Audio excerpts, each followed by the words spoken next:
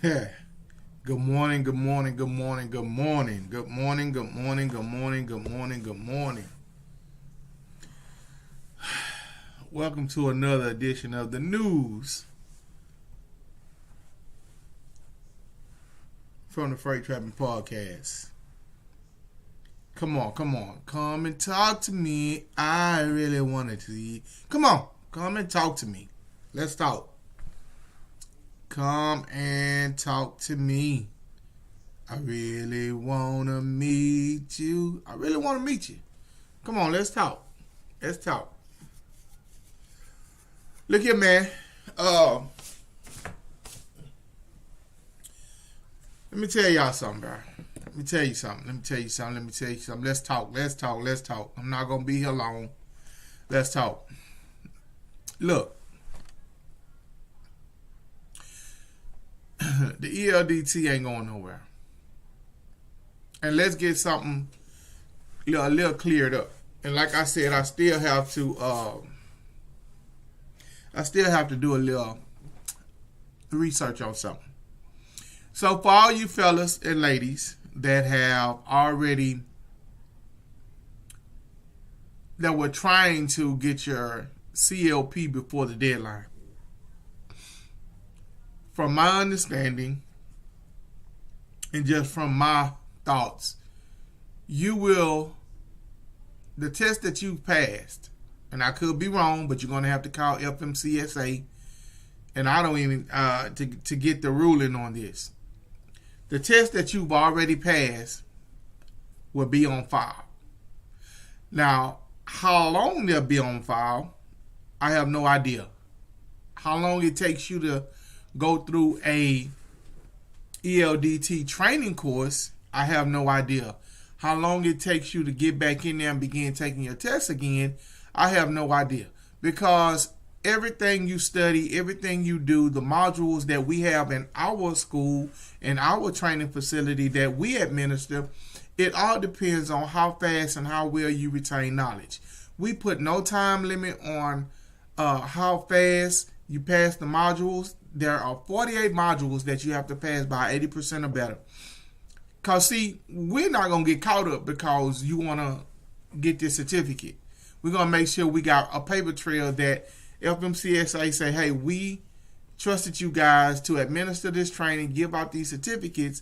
So where's the proof that your students or your trainees passed? Here it is right here. On the modules, we got 48 of them. It depends on you. Everything depends on you. How fast you do it, how fast you learn, how fast you retain. Let's talk, man. Come on, let's talk. I know a lot of people don't want to hear this. A lot of people not with it. A lot of people mad. FMCSA has done a lot of things that make us mad as drivers because it takes away our ability to go out there and earn money, right? But I've been talking about this ever since June, July, about the ELDT. Just like I've been talking about the ELD system, where you have to go ahead and make sure that your provider, your carrier, whoever you're with, that you make sure that they're on the 5G network. Because if they're not, if you get pulled into a weight scale and you're not able to transmit your logs to the weight scale or to the officer, then that's a ticket. So that's why I talk about this kind of stuff. Some of the stuff that go over people's head, I try to bring to light. The little bitty minute stuff that will cause you a lot of issues. Right now, we have a lot of people that's calling and they're mad. They can't get mad at us. We had nothing to do with it. We were a training facility that offered dispatch training, offered broker training, offered CDL training, offered some behind the wheel training. And so at the end of the day, we didn't make the rule. We're just in place to help people be competent, compliant drivers. That's all we do, is help people be confident, compliant drivers.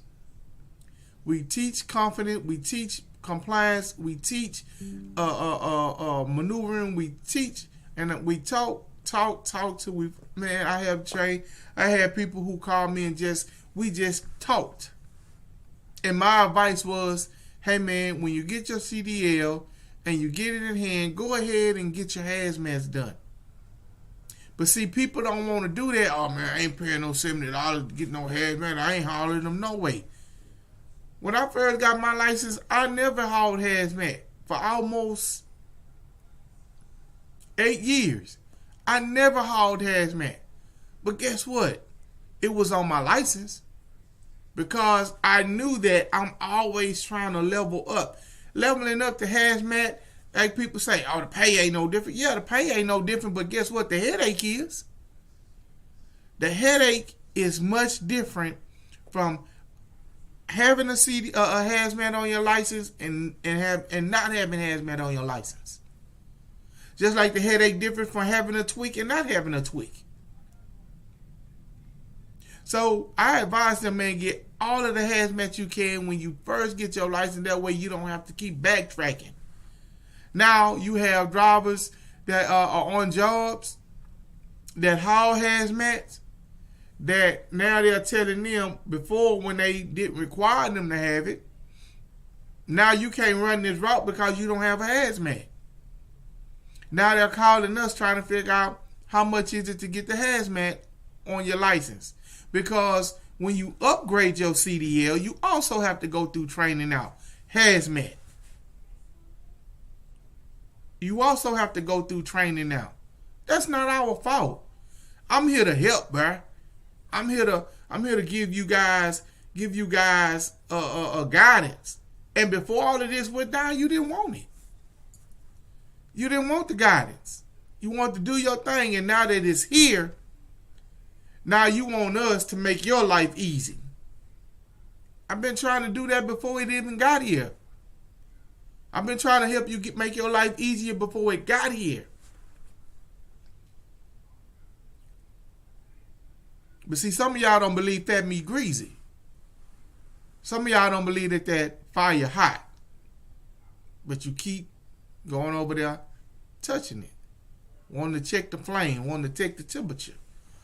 Now the temperature hot. It'll cool down. It'll cool down. But it's only going to cool down when you decide, man, I'm going to go on and pay this little low fee. I should have did this. I should have did that. I should have did this. I should have did that. Shoulda, coulda, woulda. Right? But check this out. We not trying to break you guys. But we have to get paid for what we paid out in order to put ourselves in a position to train you guys. We've went in and spent a lot of money over the last 18, 12, 6 months. Phone calls. My wife has wasted a lot of nights staying up trying to get modules together, trying to get this together, trying to get that together, trying to make sure that I have what I need so that when you guys do come, that I can go straight in and show you guys the modules, walk through these little slides with you guys, teach you guys, answer the questions you guys may have. Y'all don't know how much time we put into this. But then when y'all call us, and now you're in a pickle, and now you want us to help you get out of pickle. I'm here to help you get out of pickle, but we can't, say, well, I feel sorry for you, so I'm going to just do it for you for free because you already started. It don't work like that. My wife got a heart. I got a heart. But at the end of the day, this is still a business. This is still a business. And I've been trying to tell you guys for months, this ELDT is here and it's not going anywhere. It's not going anywhere. So we could talk about it. But you can't listen. All of those tests that were online, all they're going to do is help you get prepared to go into the ELDT training course. You can no longer take those little guidelines and those answers that's online and that your homeboy got, that your homegirl got. You can no longer take those answers and then go to DOT office and take your test and pass. That's the reason why they couldn't. That's the reason why the training's in place now. And what's good about it? What's good about ours? Ours is totally virtual.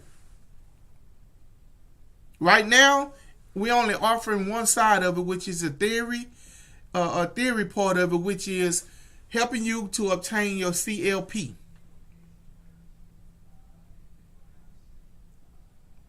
Because when you go into FMCSA and you register, they ask you, what are you going to offer? You have some companies only offering behind the wheel theory, range driving. See, I can do all of that, but right now, until we see where this is going, I'd rather not spend the money on the portals and handle the portals to get into that behind the wheel right now. I want you to get this theory down, because you can't get behind the wheel if you don't have the theory. I mean, the theory part for your CLP, you can't even get behind the wheel to do the theory for behind the wheel. So I'm going to handle this first part first and see how it goes. Then I'm going to go get the second part, because I can do it all.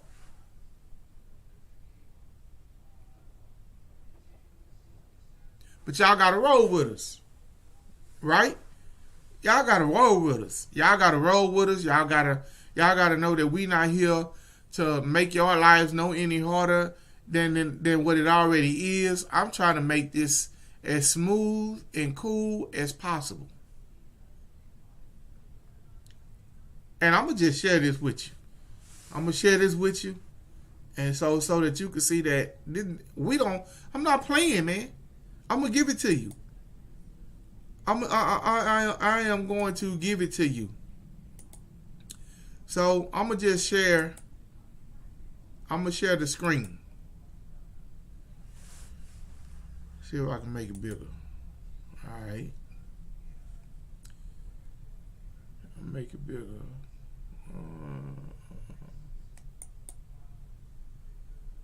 No, just made it smaller. All right. All right. So you see this. This right here is one of these are our PowerPoints right here. So we're going into pre-trip. Okay. We're going into pre-trip. And so we're going in, we're going to go through all of these modules. This is chapter on pre-trip. Boom. Here we go.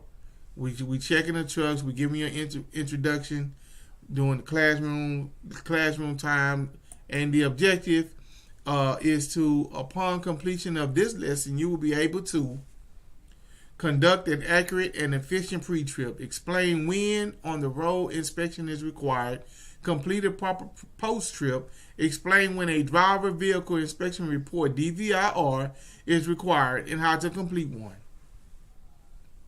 That's the objective of this chapter. Watch this. Boom. We go into importance of inspections, hazardous material compliance, crash monitors, driver fitness, vehicle maintenance, unsafe driving, hours of service, controlled substance and alcohol. What is that? Those are your basic point degrees that you get as a point system if you ever get a ticket. Those are the things they go on if you ever get a ticket. Those are where you can get crash report. You get points on that if you have an accident. Driver fitness. If you get pulled over and don't have your medical card, that's a ticket. That's points. Or if you're driving and you're sick, or you have medicine, or they see driver fitness, they see your fatigue, you're over your hours. They check your logs, you're over your hours. Driver fatigue. That's a ticket. Maintenance vehicle report. If they do a vehicle a level 3 on you and they check everything. If you get anything, breaks, whatever, vehicle maintenance, that's the ticket. Hours of compliance. When you're running over your hours, you're not taking your 30 minutes. You taking your 10-hour break the wrong way. That's a ticket. Unsafe driving. When you do improper lane change. When you don't use the proper lane to make a left-hand turn. All of that stuff is unsafe driving. That's a ticket. Being under influence, that's definitely a ticket. being in compliance with your hazmat, not having blockers on your truck, not having the way it's supposed to read on the bill of lading. That's a ticket. We go through that. Inspection locations. Inspection locations. Here we go. All inspections should be conducted in a low traffic area. That's for DOT. Type of required inspections. See, types. You have different types of required inspections. Level 1, 2, 3 that DOT can do. Pre-trip inspection. Performed by taking your vehicle on the road. Always allow you to identify problems. We go through all of this. On the road inspection. We go through all of that. Post-trip inspection. We go through all of this. Pre-trip inspection. Go through all of this. You must inspect. What the things you must inspect. We go through all of this. We go through all of that. And see, I just wanted to give you guys an idea of what it is that we do here.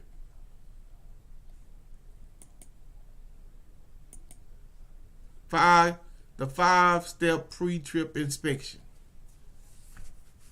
This is what we do here.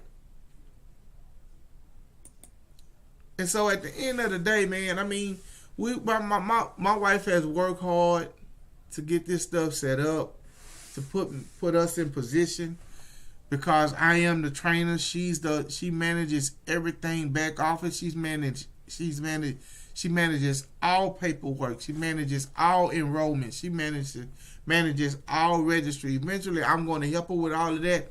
But she wants me to focus on getting you guys, when you guys say you ready, she focuses on me making sure that I can give you guys the proper education. So, I mean, come on, man. Let's talk, bro. Let's talk. Let's get it together, man. Because at the end of the day, what it all boils down to is, now that you know, okay, let's go here. Now that you know what's needed, what's next? Now that you know what's needed, what's next? Okay, what's next is now we try and figure out. We try and figure out what's the plan for you. We try and figure out what's your next thing, and we also know that financially you're up against a wall. Now you have to invest in yourself, right? You got to invest in yourself, and so if you really want to get into this industry. If you really want to get in here and do your thing, invest in yourself. And that's all FMCSA is saying, that, hey, we want to make sure that you're invested in yourself. Because if you're not invested in yourself, and if you don't take enough pride in getting the proper training, then you are not investing in helping us keep the public road safe. So just look at it like that. Look at it like that. Because you have to. Because FMCSA, they monitor everything that we do as truck drivers, owner operators. They monitor everything, all trucking facilities, all training facilities, anything dealing with transportation. They monitor it. Because why? It's a public safety issue. If they don't. So come on, let's talk, man. Let's talk. Come and talk to me. I'm here for you. Go to robertstla.com. robertstla.com. Look over the website. Do an inquiry. We'll give you some prices. And I mean, there's no sweat off our back. All you doing is calling and asking. That's fine. But see, I'm focused on those who are trying. Well, I'm not gonna say I'm focused on them, but I understand that some guys, some ladies, you still have families. You have to work, and you have to pay this fee to take this class. Guess what? Ours is virtual. We don't need you in-house. Some people talking about, nah, we need you here. No, we don't need you here. You don't got to be here. I can teach you in front of this camera, and you can learn in front of this camera just like they do any college course. Online training is what we're offering. Online training. Now, hazmat is different. I give you a choice. In class or out of class. When you want to upgrade your hazmat, because you're already a CDL holder. I don't have to take you in the truck. I don't have to teach you pre-trip. I don't have to teach you how to check your paperwork, make sure your insurance and all of that. I don't have to teach you that. All you're doing is upgrading to a hazmat. All I need to do is train you on the hazmat endorsement. So it's different, right? It's different. Entry level takes a little bit more time. I'll walk with you, give you the modules. We set up class time. I'll show you everything whatever question you have. I'll try to give you a physical understanding of what you're doing, or what you're reading, so that you can go in there and pass the modules and get it done. And you have to pass the modules at 80% or better. Then a certificate is generated. It's uploaded to the FMCSA portal. FMCSA, however they do it, they make sure tied to your license, however that goes. And then when the DMV pulls your license, I don't care where you are. You can be in California, Indiana, New York, Rhode Island. When the DMV pulls your license to see if you have that training, when we upload your certificate within 24 hours, FMCSA has already added your name or tied it to your license or whatever the case may be, however they're going to do it. And you're covered. You have the certificate. Now you can go in there and get your CLP. Then from there, you find a training facility in your home state that offers the theory and the range in your hometown. We're trying to make this as easy as possible for you guys. And I know some of you guys, like I said, some of you guys still work. You got a 9 to 5. You got a 2 to 10. You got a 10 to whatever. So guess what? Virtually works for you. Making a schedule virtually and coming in on Zoom or whatever, doing it a class over the early in the morning, or doing class at night and going over the chapters and helping you understand this and that works better for you. And that's what the entry level stands for. You are new to the game. And because of the pandemic, we've seen so many people want to change careers. We've seen so many people coming out of one career into the next career. But I also know that when you're coming out of one career to the next career, you're not really at that point where you can just drop everything and go sit in a classroom in somebody's school for 8 hours. 8 hours a day for 4 weeks. With our training virtually, you get A1 training, A1 information, A1 modules, and an A1 certificate that FMCSA recognizes. And I appreciate all the phone calls, but guys, guess what? You guys took my advice. You're doing your due diligence. You're asking questions before you swipe your credit card. Do your due diligence. And that's all right with me. Because we're not going nowhere. This is not going nowhere. This will always be set up. My wife has said this thing will always just run, and I'll be the administrator of it. I'll walk you through it. I'll do everything I can to make sure this is easy for you guys.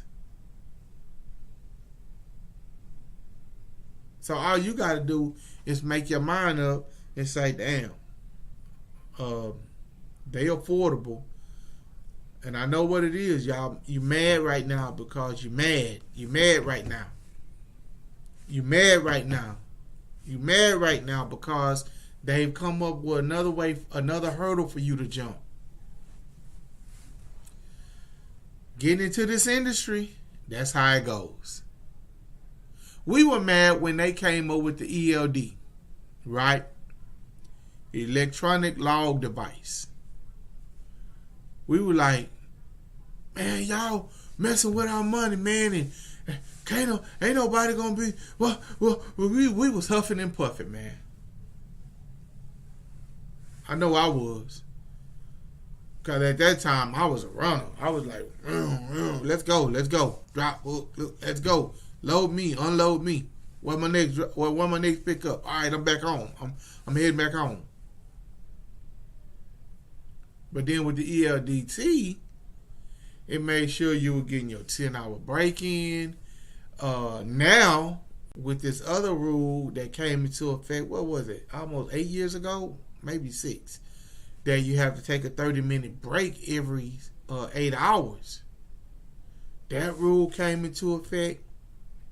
But then when you understand rules and you understand how they operate and you understand how, man, this really ain't even affecting me. This rule is not even really affecting me. Because if I drive 8 hours, okay, I need a little nap anyway. Okay, I'm finna take a 2-hour nap. I'm finna take a 2-hour nap.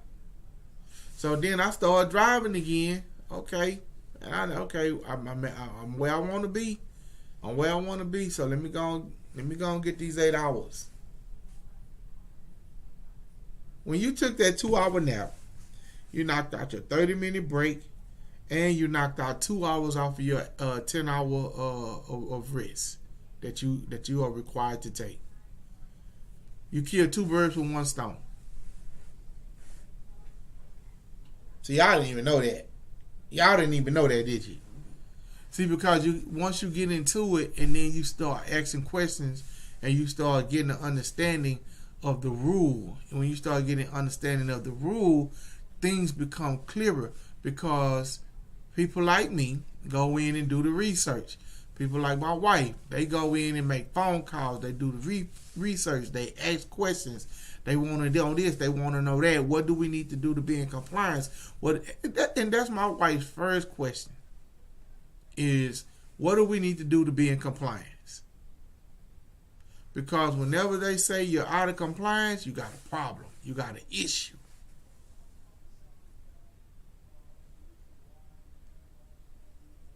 This ELDT training is to protect you guys. First, to protect the public. Then, to protect truck driving companies that are bringing on new drivers. Giving drivers a chance to make sure that they know how to, they know. They have the knowledge of a truck, and they just didn't go in and whisk through taking the test, got their CLP, then they got one of the homeboys to teach them how to drive a truck. They went in there and they passed it. And sometimes some people paying to get their license. But at the end of the day, like I said, when it comes down to public safety, they're always going to put public safety first. They're not worried about the crying. They're not worried about it's already. They're not worried about none of that. The wreck in Colorado with Rogel. They had this guy, Daniel. What was that guy name? He driving with no license. He driving with no registration. He driving with no tags. Stuff like that is what bring these laws on. And we just got to be ready to know how to implement them into our careers. That's all we need to do. Because they are not going anywhere. They may be amended, but they are not going anywhere. It's going to be there. It's going to be there. So I just want to come on, man. It's Super Bowl. It's Super Bowl weekend, Valentine's Day weekend. And so, man, I'm going to just say this here. Go Joe B. Cincinnati. Go Joe B. Man, Cincinnati, I'm an LSU and an Alabama fan. And Joe B and Chase, bro, they'll be the first ones to win a Super Bowl, quarterback, receiver, and a national championship. They'll be the first to do it. I just think the Bengals got too much offense for them. I think the Bengals got too much offense for them. So, go Bengals. We'll see you guys after the Super Bowl. More interviews lined up. More interviews lined up. Hey, man, you guys make up your mind what you want to do, how you want to go about this, and we here for you. Come and talk to me. We here for you. Come and talk to you. Talk to me. We here for you. RobertsTLA.com. Check out the website. Look at what we offer. Make a phone call. Get some pricing. And decide if our service is for you. If it's not for you, that's fine. That's fine. If it's not for you. But I hope we can be of some service to you. If you decide I don't want my CDL, I'll just dispatch. My wife got dispatch courses. Yeah.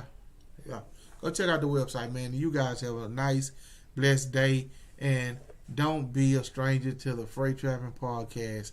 Hey, drivers, keep those left doors closed. Leave here. Come back the way you left. And we'll see you next time.